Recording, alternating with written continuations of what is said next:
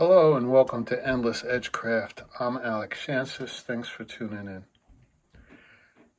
Before the rubbery ink erasers we use now, back when paper was thicker, they used to use a blade to scrape some paper off. They were known as ink erasers and wax seal lifters for the wax seal on envelopes. The most common blade shape they used for the eraser is this. And this was the cutting edge, and you would put it against the paper and cut the paper, not cut the paper, scrape some ink off of the paper. These are the only four I have that have zero markings on them. Who made them? This is the most recent one, a beautiful stag.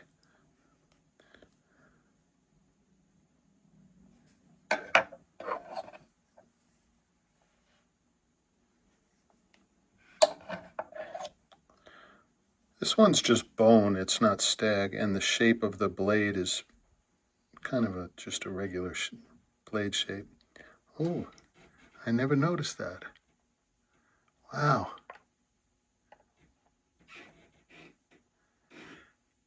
Schneffel Brothers, Newark, New Jersey. Ha! I'm from New Jersey.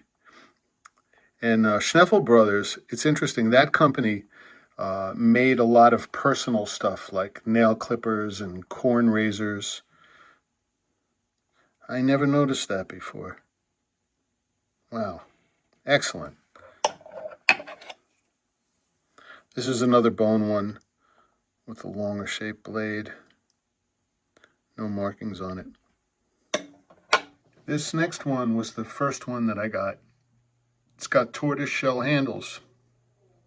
And I saw it advertised as an ink eraser. I had no idea what that was. But the stamp was a company I was collecting. Case Brothers, Little Valley, New York. I believe this stamp was used from 1900 to 1904. And that's why I got this one. And it's the only one of these I've ever seen. These next three all have genuine ivory handles and the double-edged blade. Let's take a look at them. This is Miller Brothers, 1920 to 1926.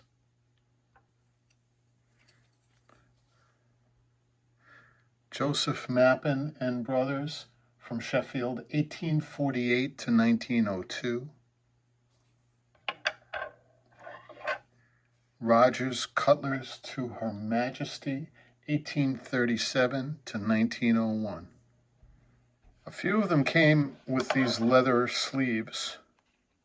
This one is a Miller Brothers again. Miller Brothers Cutco from Meriden, Connecticut was from 1872 to 1926. But the thing that's interesting about this one is it's from the Treasury Department.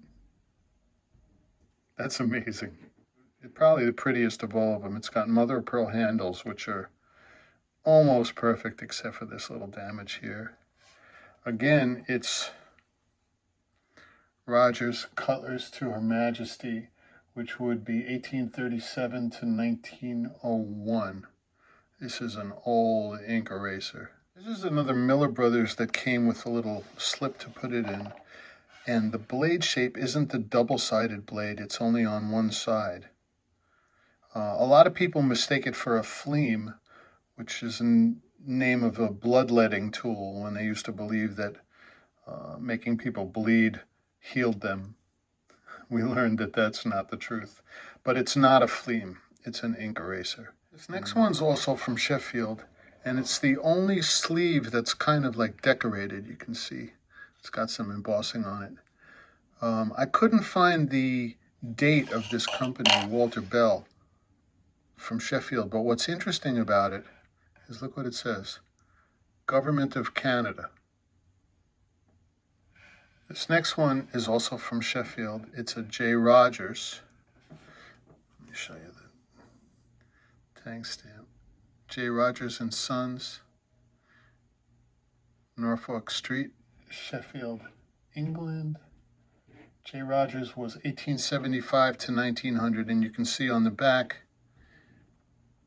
It has the British hallmarks. This is also a Miller Brothers, but this Miller Brothers stamp was from 1920 to 1926. It's a shorter period that they used this one. This one is the last ivory one, I promise.